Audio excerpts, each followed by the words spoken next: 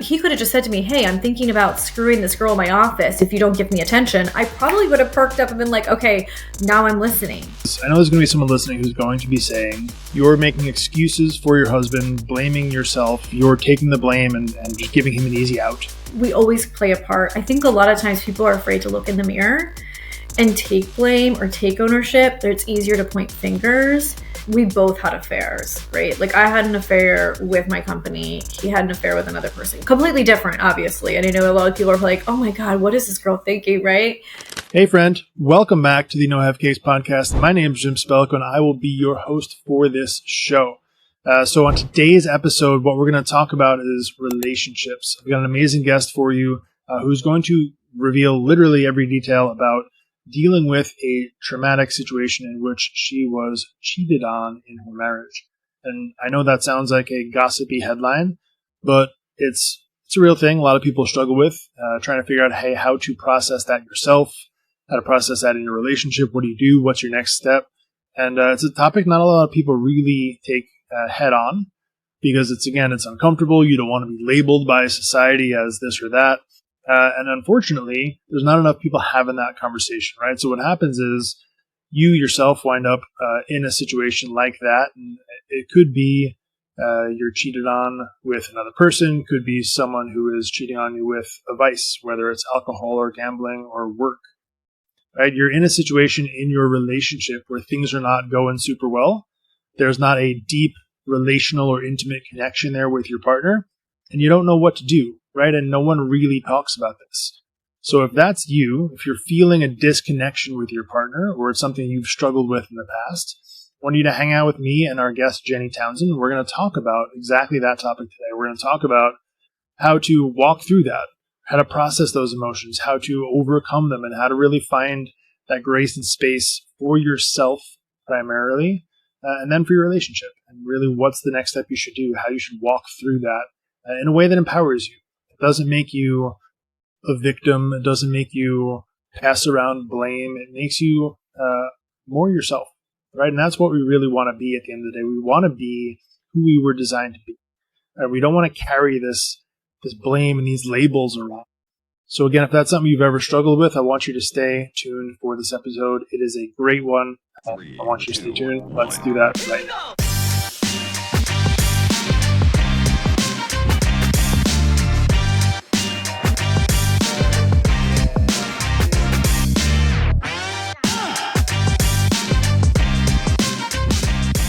We can start here by just, again, thanking you for being here.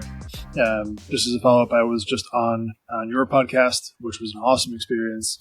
And in that conversation, we said, hey, I love this conversation. I did feel like you and I could have spoken for another 7 hours straight. So it made sense to kind of flip-flop, have you on here and kind of share some of your story.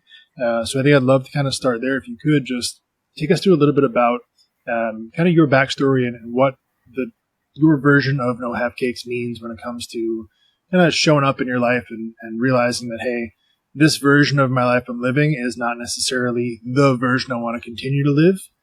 So let's just start there and just kind of explain what that means for you. Yeah, for sure. Well, thank you so much for having me. I really appreciate it. Yeah, I mean, No Half Cakes to me was discovering that my marriage wasn't actually happy in what I thought it was when I came home one night when my husband was not home. And I had, thought that something was going on, and I had speculated that he was not enjoying the same cake I was. And in 2018, I discovered that my husband was having an affair with a coworker. And that sent me down a road of self-discovery, asking myself a lot of questions, asking my husband a lot of questions as well. And it was a huge wake-up call that changed my life. It changed the way that I viewed myself. It changed the way that my husband and I operate as a couple. It also changed the way I was leading my company. And really just all the relationships in my life changed after. And at first, a lot of it was negative, right? But through the process, I always say from discovery to recovery, a lot of positive things and emotions and ways of living came out of that. So I was able to turn that obstacle into an opportunity. And now I'm loving my cake. My husband is as well. And there's just so much greatness right now that's happening because of all of that. I love that. So let's go through that a little bit deeper. And obviously, I don't want to pry on details specifically, but I know, like, in that experience, I don't want to gloss over and just say, hey, you're able to take a really traumatic time, which could be life altering and was to some degree life altering. But I think a lot of people, when they experience that, it causes a lot of hurt and pain and self questioning. And what I don't want to do is I don't want to gloss over that period and be like, hey, we turn this into an amazing opportunity, because I know that there's going to be someone who's kind of sitting in that experience, or it's really fresh for them right now. So, like, let's go back to that time a little bit and just go through that. Like, what emotions do you go through in that first couple weeks, months right after that? Yeah. So, I discovered everything I speculated for 3 years actually was reality in February of 2018. So it's not one of those things where I just, was home one day and I was like, where's my husband? This had been something that had been compounding for years. My husband not being happy with his job and not being happy with himself, and a lot of variables there. And then, I had my own little journey. So, like, when we first got married several years prior, my husband had a really great job, and I had just finished short selling my house. I was just rebuilding my entire, like, corporate America job, my income and all that stuff. So, like, when we first got together, I mean, he, like, checked a lot of boxes, and I was, not really that successful at that moment. And through our relationship and through the growth journey that I was on, I then launched my own business, and everything became about that company.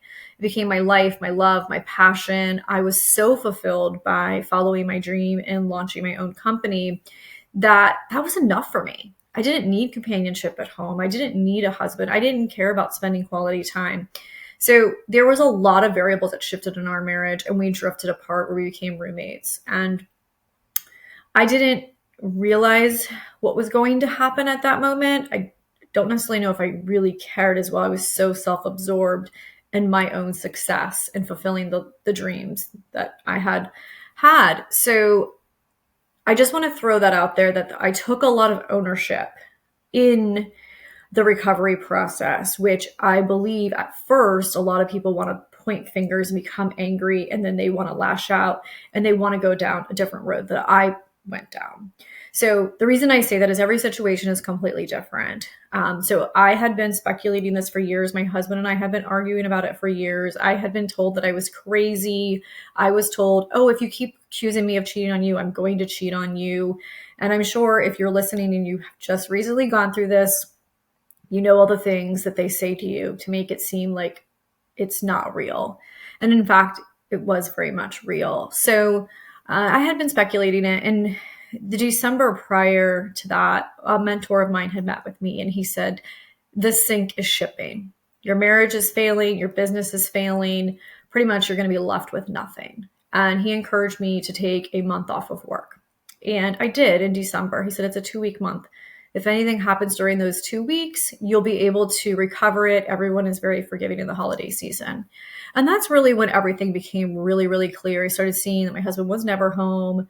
Texts were going unread. There was just a lot of warning signs right then and there. And I knew that I needed to decide what I wanted. Did I really want to work on my marriage? Did I want to fight for my marriage? Or did I just want to let it go and him do his thing and then me go do my own little thing on the side? But in the moment of it happening, it was really sad. And it was really hard. There was a lot of pain. There was a lot of emotions. There's a lot of anger. And there's a lot of emotions that I'm sure many of your listeners can relate to. But the one thing that helped me in that moment is I called my dad. And my mom had cheated on my dad when I was in 6th grade, when I was my freshman year, then again my senior year. So multiple times. And I remember calling my dad and I said, oh my gosh, this happened to me. And his advice to me was, do not let the anger take over. Once the anger takes over, you'll never be able to find happiness, forgiveness, or a way of letting that person back into your life. And so I, in that moment, held on to that. And that's kind of when the recovery process started. But I don't know, I was very angry. It was very sad. It was very emotional at the same time in that moment. Yeah. There's a lot of emotions that you go through kind of all at once. It's like, don't even know, this odd Ferris wheel or carousel or whatever you want to kind of describe it as, of like feeling super confident and like you don't need anybody else, or at the same time feeling super low, like you're not good enough, so they have to go find somebody else instead. Right? And like how you could feel both of those feelings at the same time is mind blowing. But like that period, I feel like you go through so much, and kind of what you said there about not letting the anger take over, I guess what your dad said, is really wise, because I feel like when you make a decision or take action out of those emotions, that's when it starts to really degrade at such a more, advanced level. Yeah. And I mean, they also worked together. So for 7 years, like I had speculated all this beginning in 2015, but I didn't discover it till 2018. So there's just a lot of emotions. And then when you find out, and here I had quit my corporate job to launch my dream business. My husband was paying the mortgage at that point. I wasn't even paying myself. And here I'm like, oh my God, I don't even have a paycheck. And if I get divorced, what am I going to do?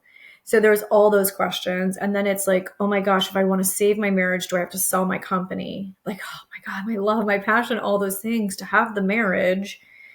And then I was like, okay, well then who am I anyways without my role of my company that defined so much of who I was at that point. So at that point, I really didn't even know who I was, what I wanted, what I stood for.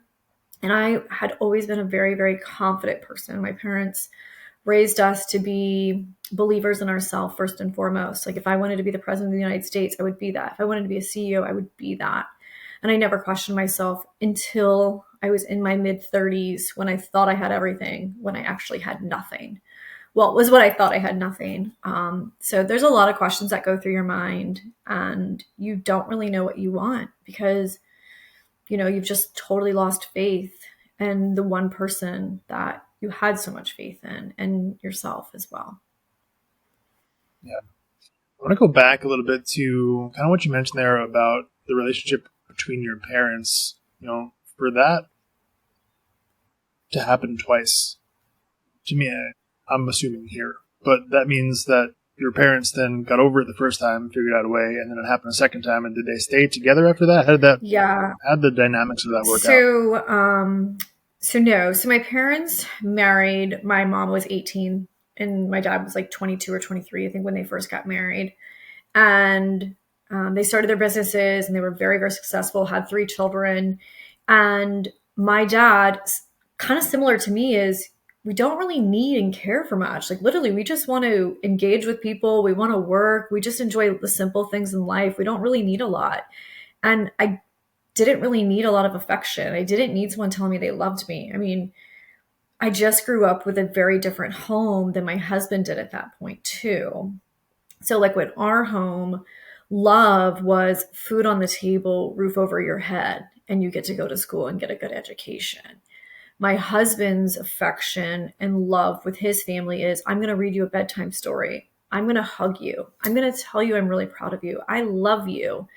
And I think that my mom and my dad, they didn't show emotions, but they became to a point where my mom needed that emotion and that connection. And my dad wasn't capable of giving it to her. So that's why she went and seeked it somewhere else.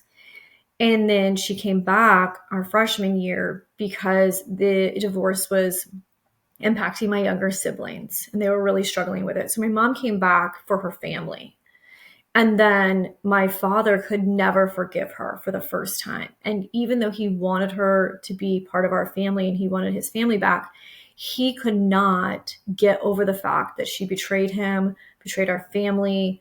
And we all came home one day and our house was empty. She took all the furniture, which I don't know still to this day why she took all the furniture of the house if she was going to be moving out, like leave our home the way it was. So my dad could not. And then that's what happened. They could never really emotionally bond again. And that's why my mom did the same thing again my senior year. And she ended up divorcing. They divorced again as well. So I think my mom had good intentions of coming back and, supporting the family and just getting us all out of the house until we could all graduate high school and then she could leave again. But it just didn't make it that far. So my dad, until this day, he's in his like 60s or 70s, and he still hates my mother and holds that grudge and to where none of us could have really a good wedding or a good family time because of the hatred between the two of them. And that's one thing I didn't want. I never wanted to hate myself or David for long term. Even if I didn't want to continue our marriage and I didn't see us together long term, I still wanted to find forgiveness for myself and I still wanted to find forgiveness for him because I wanted to be free and I wanted to be able to be happy again. And I saw by my father holding on to that grudge and having so much anger and not being able to forgive, he was already a cold man. It made him colder and hard where he could not love or connect with anyone. Yeah. So it sort of gave you an example of kind of what not to do. Correct. I mean, I was able to learn from my parents. And I also grew up in a time where a lot of my friends' parents got divorced, and a lot of it was because of affairs. And I saw how much it impacted all of us and our well-beings and the way that we carried ourselves and our confidence and our trust issues. And there was so much that we all learned, but at the same time wasn't all positive. So for me, I wanted to be better than that. And I could also remember the man I married. I married a really great man. He was loyal. He was loving. He was kind. He came from a great family. There were so many things that I could remember about him, which is really hard in that moment. But I could go back to that, the man that I married and where we were and who we were before I started my business and before all my success and before he chased the money and the paycheck to be able to support the dream. I could remember the characteristics and the two people that fell in love. And that's what I held on to. I had faith that we would find a way if we both made the commitment. And that I think is key too, is that he was willing to commit, like, and own up and take ownership. And I was able to commit and take ownership of my part. It's not like one person just wakes up and says, I'm going to go cheat on my spouse. There's something that leads to that. And there's a lack of something within the marriage that leads to it. Unless I have heard people been like, oh my God, I just got drunk one night and it happened. Okay. But when it involves something else that's emotional, that's worse than just sex to me. Yeah. I feel like even in the example of, hey, I got drunk one night and it just happened, to me, there's some underlying issue there that has not been communicated and worked through. And, the opportunity just became easier at that point. It would have happened eventually. Yeah. And David and I, so we had a lot of conversations. No, go ahead. Yeah. We had a lot of conversations where it always seemed like he wasn't happy with his job. And there was always an excuse of why he had his unhappiness, but he never owned up and said to me, I miss you. I love you. I'm lonely. I need more from you. And I believe that if he would have came and said those things to me, I would have listened, or if there would have been ways, I mean, he could have just said to me, hey, I'm thinking about screwing this girl in my office if you don't give me attention. I probably would have perked up and been like, okay, now I'm listening. So I also think like there was warning signs, but I was so busy and consumed in my own world that I wasn't paying attention. And I also didn't want to pay attention as well. So like, I believe like being more self-aware and being more in tune to our partner's needs, not just our own needs, would allow a safe place where there is some conversation, where there can be some honesty. My husband was too afraid to have those conversations with me for whatever reason. And he also said to me at one point, like, I didn't want to take away from what you were doing because you were so passionate and you were so driven. And I know you had worked so hard to get to where you were. I didn't want to slow you down or stop you. Same thing with kids. At one point, he wanted to have children. He didn't tell me that because I was so focused on my company. So, but I think at the same time, it's like, gotta allow time for those conversations, not just be on the grind and thinking about the future. You gotta also like be in tune to what's happening today. Yeah. So let's look at this side of it for a second, because I know there's going to be someone listening who's going to be saying, you're making excuses for your husband, blaming yourself, you're taking the blame and just giving him an easy out. And I don't necessarily hear that from you. What I hear is really kind of the understanding of the fault and blame doesn't really make a difference.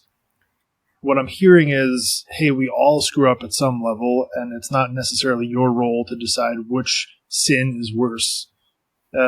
What's kind of your take on it? Where do you land on that? Yeah. So I actually had someone close to me say to me, as soon as you walk out and you say your story and you tell people that you let your husband have a hall pass, they're going to lose complete respect for you.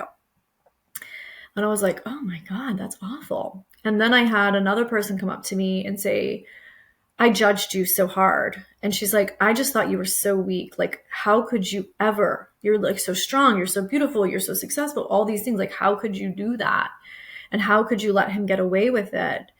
And I have got a lot of judgment and shame. And I don't really listen to that chatter, to be honest with you. I know that like this story is right for my husband and I, and the way that we processed it. I do believe that everyone should take ownership in their role. Like there's, we always play a part. I think a lot of times people are afraid to look in the mirror and take blame or take ownership. It's easier to point fingers. And that would be my response is let's acknowledge everyone's role. And people do make mistakes. And I could have totally thrown in the towel like many other people, but I wouldn't have the marriage, the connection, the intimacy, the trust, the loyalty, and like the marriage that I have today. We got a second chance. We're basically in a second marriage, but with each other. And it took a lot of work. I mean, we're here 7, 8 years later, and there's a trigger every now and then. But I would be so upset if I just decided to point fingers, throw blame, and throw in the towel, because I probably wouldn't have the connection in the next marriage and the next relationship. The grass is not always greener on the other side. And we learned what we had to lose. And we were able to gain that back and really focus in on the best of each other and bring out the best in each other. And to me, that's beautiful. And that's love. And that is growth. And that is, sometimes what marriage is all about. Yeah. But in fact, there's a part of it too where in this version of that marriage, you guys understand and see each other a little differently. Obviously this is a generality, but for most people in their initial relationship, they kind of put out the best version of themselves that they want the other person to see. And they continue to say, hey, how is this person going to respond? Let me just show them the best version because I want something in return. Or even if the something in return is just an easy day. I think once you get to that level where it's like, all right, can't go down from here, so might as well just give you kind of all my honest, give you my baggage and just show you kind of all the cards.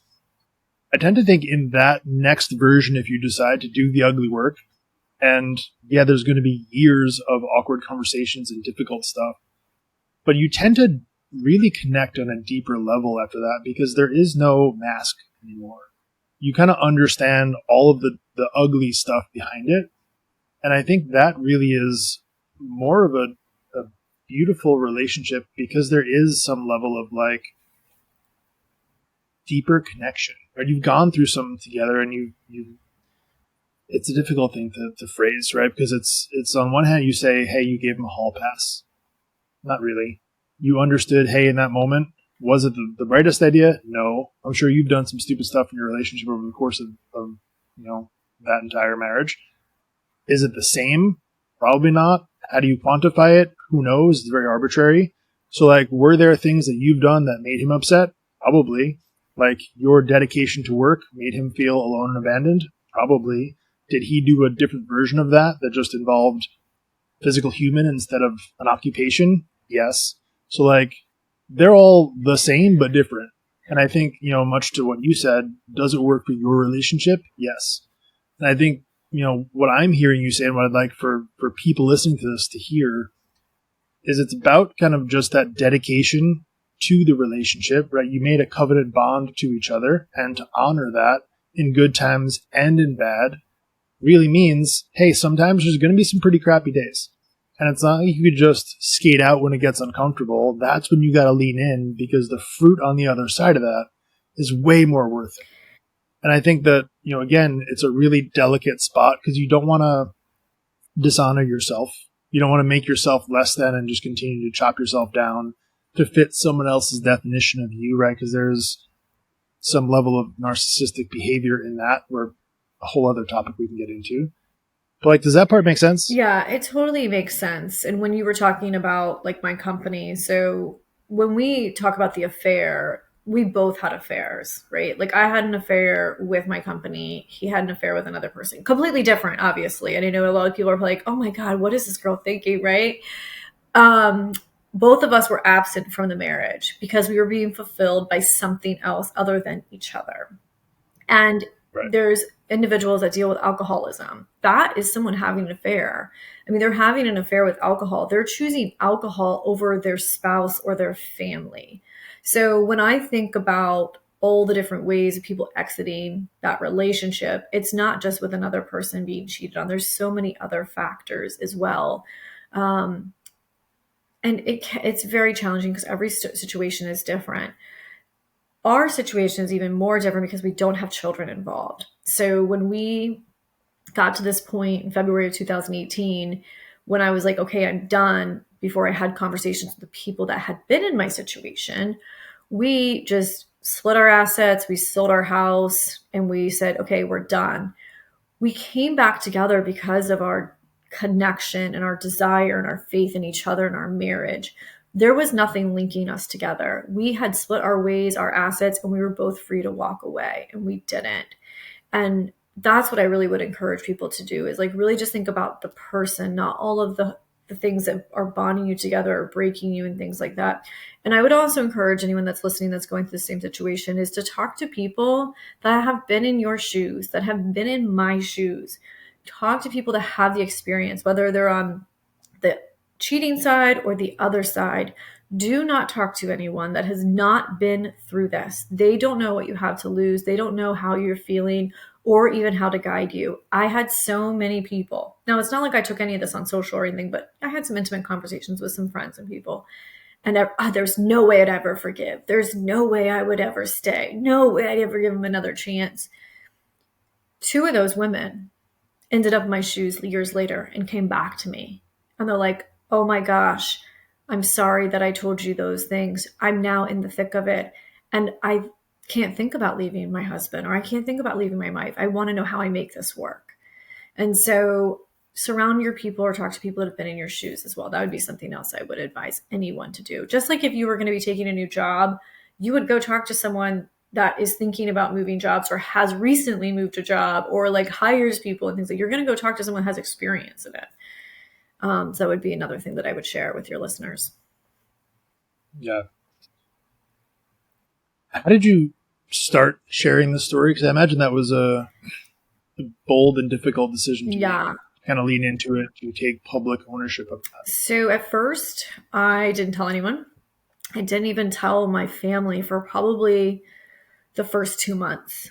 I literally just kept it inside and went to work, and none of my team members knew. And I think I had like a breakdown at one point, and I was like, oh my God, I gotta let this out. My arm started hurting. I couldn't lift my arm because I was storing all of the stress. Right. Your body keeps score. I don't know if anyone's ever heard of that book, but that's a great book. The Body Keeps Score. It's so true. And then I called my dad, and then I called another family friend that had her husband had cheated on her, 40 years ago. And then I called my mom. And of course, that was a really big trigger for her as well. And I just called a couple people I was really close to kind of talk through it of like, okay, what can I expect to feel? What are going to be the emotions? What do you think I should do? Looking for guidance. And then I went to work and I had to tell my team, like my key people, and I was like, hey, I'm going to have to take a break from work for a little bit. And I said, I just emotionally can't be here, and this is why. And the two individuals were like, oh, I mean, everyone's just devastated and heartbroken. First of all, everyone like loved me. And then for them to see this happen and knowing that I was working so hard to build a business for the future of my husband and I, it was just like, ugh. It was really hard for people to listen to it. And I had a doctor tell me that I need to start journaling. And I started writing out a lot of emotions and a lot of feelings and a lot of letters. And through that process, it was easier to talk to people because I wasn't such a hot mess. I wasn't so emotional, and I could get through the feelings that I was trying to express through words. So it was hard to talk to people about it, but everyone wants to pity you, and everyone wants to shame you, and everyone wants to like quick to judge him and quick to judge me. And like, I remember my mom said to me, I told you to take care of your man. And I was like, that is not something you say to me right now. And to me, I'm like, okay, so I was having intercourse, I was having sex with him, but I wasn't taking care of emotionally. And my husband, his love languages are quality time and affection, and not like sex affection. Now looking back, I needed to hold his hand and I needed to rub him and I needed to just snuggle with him because that's how he felt love as a kid. His parents would hug him and tell him they love him, and they would read him bedtime stories. You know, we'd be on the couch. He would be on one end and I'd be on the other end. Like there wasn't that connection, which is what he needed. But anyways, it was really hard talking to people about it. But through the journaling and through the podcasting and through writing a book, it was very much healing, and it became easier and easier for me to talk about it. And I found out once I started talking to people that I wasn't alone. And this was very common. And so many people shared the same story. And that's really what sparked me to speak up even more, because if people would just be more honest in what's happening, stop acting so fake, we could all help and support each other. And all those warning signs I had, I would have known what friend to go to. And I wouldn't have had to be so alone through the 3 years of speculation. And I would have probably gotten some great guidance to where I could have maybe stopped it sooner, or I could have made better decisions, or I could have started working on my exit strategy for my marriage to where I wasn't basically on the verge of getting divorced with no money and a paycheck. So there's just so much that goes into it. And how did you get your husband's cosign on that? Because I feel like a lot of people will just instantly judge in that scenario and not take time to process it at all. Not that that's unusual, but they'll just label him as a terrible person, and then he's got to face that now as public scrutiny. So, like, how did that conversation go? When it came to me talking to people about it, or the book? Either one, both. So yeah, he definitely did not want anyone to know. I mean, everyone has had him on a pedestal for many, many years. I mean, he's just a great man, great personality. I mean, just an amazing man. So having that out was really, really hard on him. Like at one point he was like, I just want to kill myself. Like couldn't live with it. And the fact that his parents were disappointed in him. And that was like, I think the hardest part. I mean, yes, I was disappointed in him. He was really upset with me, but like he had disappointed his parents, who are at that point, they were still married. They would still be married. His mother just passed away. So, but they were married for over 50 years. So that was a really huge trigger to his ego, to his mental health. And, you know, at times he was just spiraling down. And then obviously he was the breadwinner and taking care of us, and had to quit his job.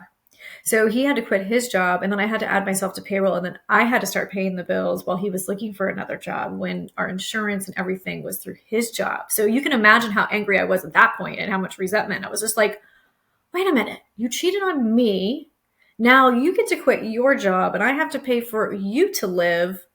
How does this make any sense? And at that moment, a lot of things didn't make sense, but I knew that I wanted our marriage to work. He wanted our marriage to work. We were just going to have to figure out a way to make it work and take a lot of ownership. And there was probably like a week before I actually hit published on my book for Amazon, when he was like, are you sure you want to do this? And I was like, listen, you wonder who knows and who doesn't know. Just assume everyone knows now. And honestly, I feel like that was so freeing for him. Like literally it was like weight off his shoulder. And like, I feel like a part of the affair died once I hit published, to where he could kind of move on. And I don't know if he's fully forgiven himself for what he did at this point. But you know, forgiveness too takes a lot of time. Like that's a whole nother segment for sure. Yeah. Well, let's talk about that actually, because I think that's a good point. Have you forgiven him fully? 100%. 100%. This happened in 2018, beginning of 2018. And at the end of 2019, in December of 2019, I rented a house on the beach for 3 days by myself. And I had a lot of conversations, and I was like, okay, how do you want to keep living this way? Meaning, are you in or are you not? Are you going to leave or are you going to stay? Are you going to forgive him? Or are you not going to forgive him? Are you going to keep throwing up in his face? Or are you going to stop talking about it? Like so many conversations with myself, because I had said I wanted to stay married. And I had said I loved him and I wanted to make it work, but I was still processing so much anger and so much heartache and just so much betrayal. And even though I was going to counseling and I was doing all these things to help my mental health and find forgiveness, I was still really angry. And so when I got to the end of 2019, I said, how do you want to enter 2020? This is going to be a big year. This is before we knew what was about to happen. This is going to be a really big year.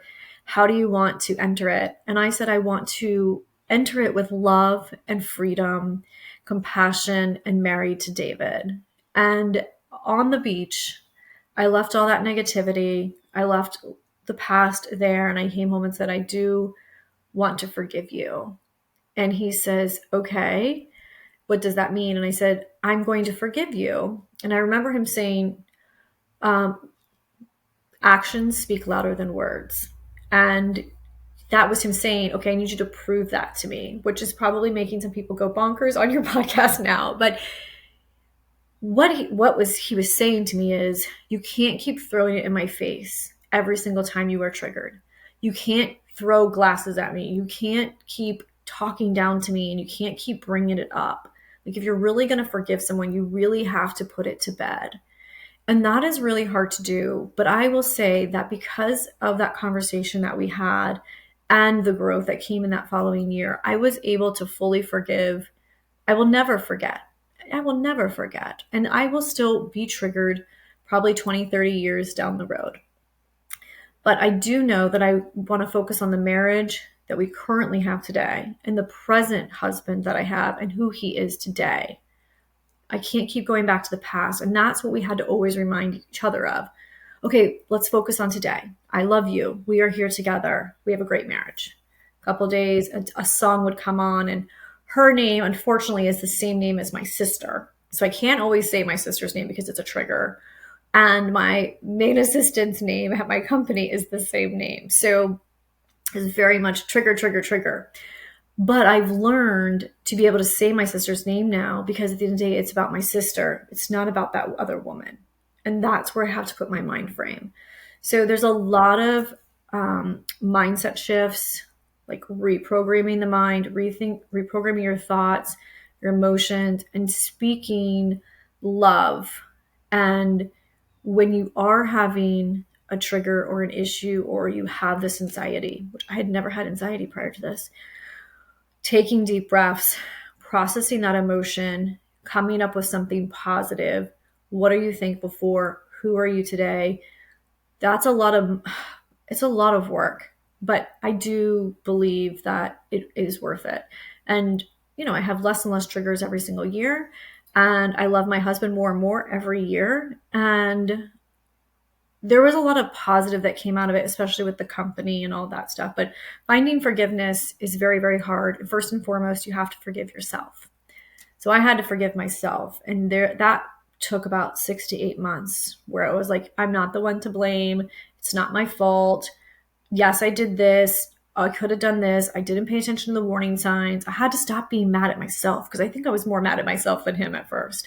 So that's like a whole nother process of the recovery. And so much goes into it. But I do believe that finding forgiveness for yourself and for the person that has hurt you, no matter who it may be, whether it's in a marriage or outside of a marriage, a family member, let it go, find a way to move forward because forgiveness is freeing. And some people say they don't deserve forgiveness. It's not about them. It's about you and how you feel. Yeah. I think that's such a great point, is that forgiveness part is really more for you than for them. Right? It's to allow yourself that room to kind of operate and to feel your feelings, but not be your feelings. And, I think to what you said about the triggers is a really important point, because I think there's a lot of people who think when you forgive somebody for something, and it could be this, could be whatever, all of a sudden, like, triggers stop existing. And that's obviously not true. But, like, I think there's a different way that you respond to those triggers, right? You then say, hey, just FYI, I'm feeling triggered by this. Can we talk about it? And it doesn't have to be this, all-out fight. It doesn't have to be this thing that you quietly resent them. Because I think that's another thing a lot of people do, is they'll quietly resent somebody. And you see it all the time. Even the people who've been married for 40, 50 years, Yes, on paper, are they married for 40, 50 years? Uh-huh. Are they actually like genuinely in a loving relationship? Not really. They're roommates who've just gone too far to back down now. Like, I think when you start to look at that level of communication, and communication is, we all know, one of my favorite words ever, because I think it solves so many problems. For me, I think when you start to experience those triggers, again, whatever they are in relation to, talking about them and saying, hey, just FYI, here's the thing I am struggling with. Let's just talk about it so we're on the same page. Doesn't have to bring it into a fight. It doesn't have to be, I'm mad at you because now I have to struggle with this, blah, blah, blah. It could just be, hey, just FYI, today I'm feeling a little bit of this. Now you've got the context, right? So you can proceed accordingly. Yeah, it's definitely how you communicate it as well, and not a time of being really angry and lashing out. So that's one of the things where it's like when I would have a trigger, I would have an emotion or thought. It was like, okay, let me just write this out. Let me get it off my chest, and then let me process it. And then what can I replace these negative comments with positive ones? And that's once again who I am today, what my marriage is like today, and where we are today, and like focusing in on that. And that can be so challenging. And yeah, there will always be triggers, and each of us are triggered completely differently as well. But I do believe that there has to be validation. And I feel like if you have been cheated on, one of the things that you want is for your spouse to validate your feelings and say, you have the right to feel betrayed. You have the right to feel sad. You have the right to feel sad, heartbroken. Like, and I think a lot of times the cheater is just so defensive of like, I said, I'm sorry, or I'm never going to do it again. And they just think that those words are going to make us feel so much better, and they're not. We want them to validate our feelings and to hold us and to let us know that they love and care for us genuinely. And even when we say we don't want it, that may not be it. We just don't know how to process the trigger and the anger and the emotion. But loving us and sharing that and figuring out what our love language is. I remember at one point I wanted my husband to buy me cards. Like I wanted him to buy me cards that said, I love you. And he was like, I'm not going to just buy you a bunch of cards and buy you flowers. Like, I'm going to prove to you I love you and I want to make this marriage work. What he was missing is my love language at the time was words of affirmations. I needed to have so many words of affirmations at that time. Once again, I think understanding the love languages is huge, and that can impact how your relationship is, how you communicate your needs, how you communicate the love to each other. And I think that since we read that book through this process, that was really helpful to our marriage as well.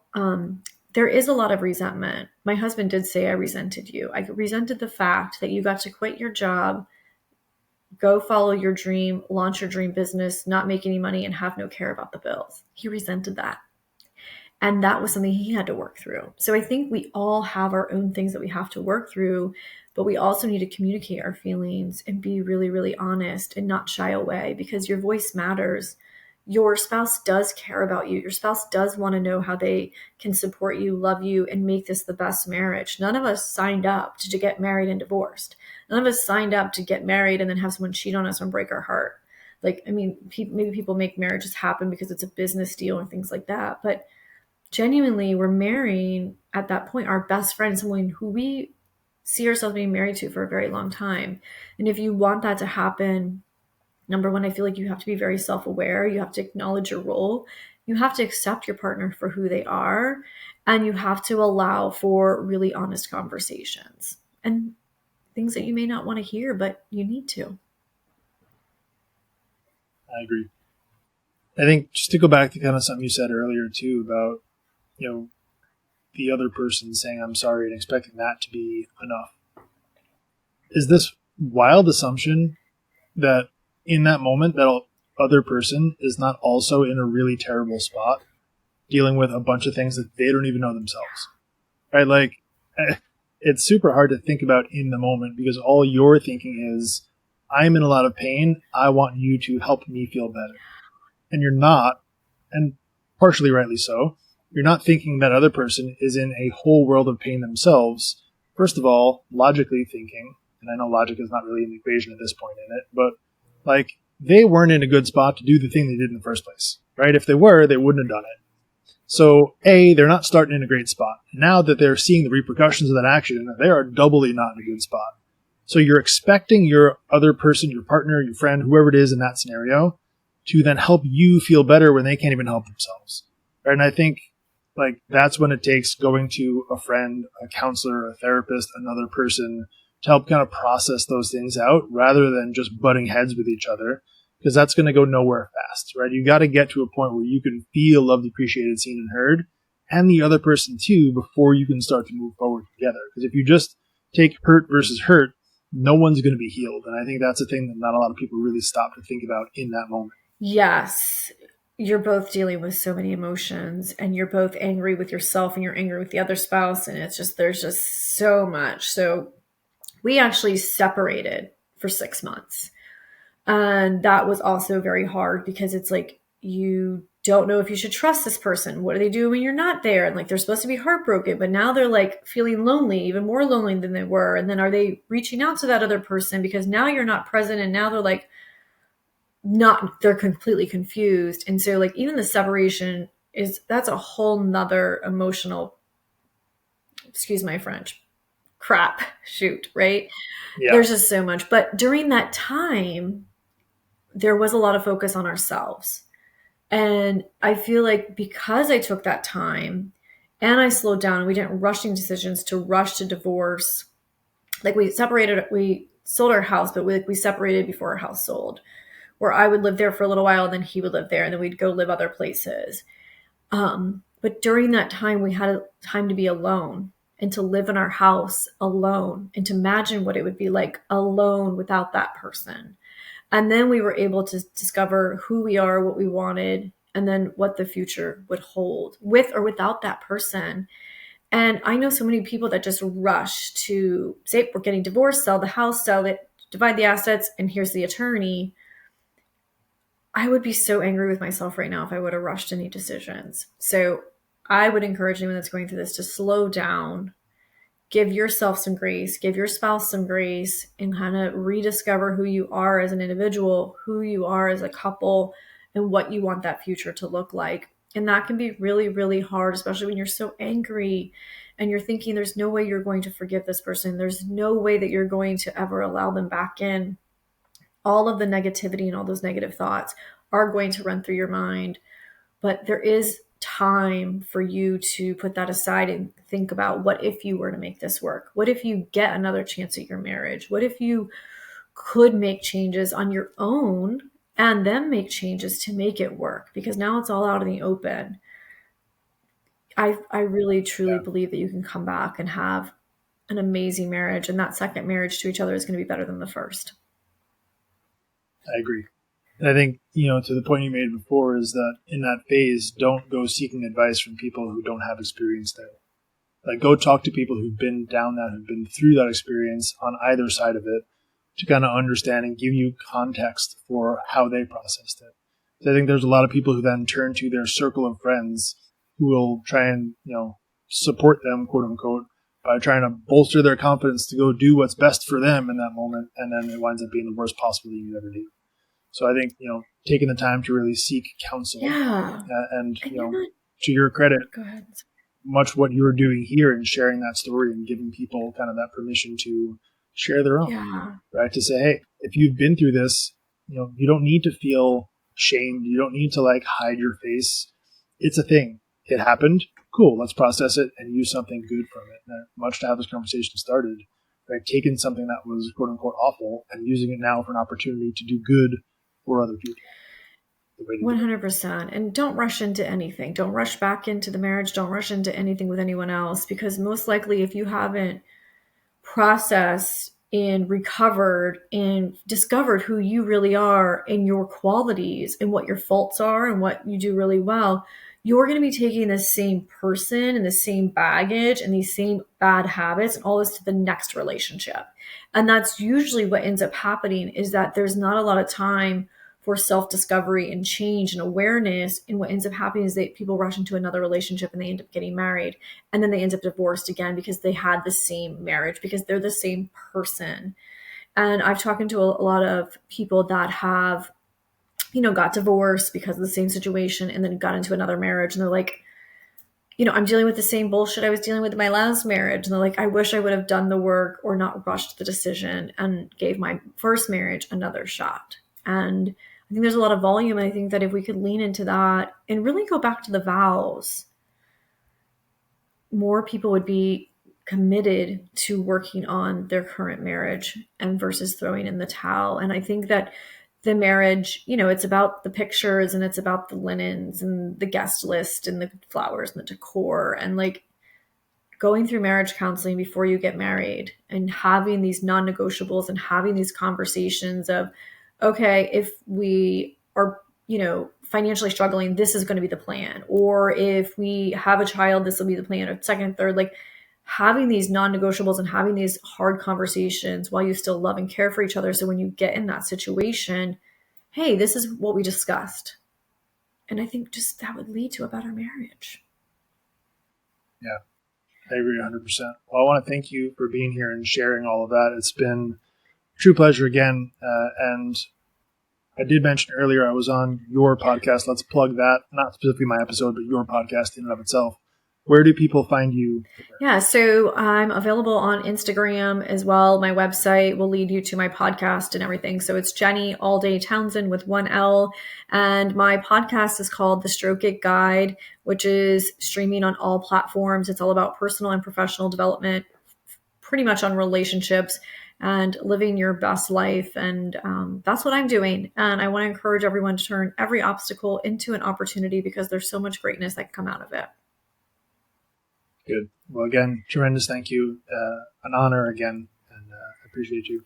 Thanks, Jim. I appreciate it.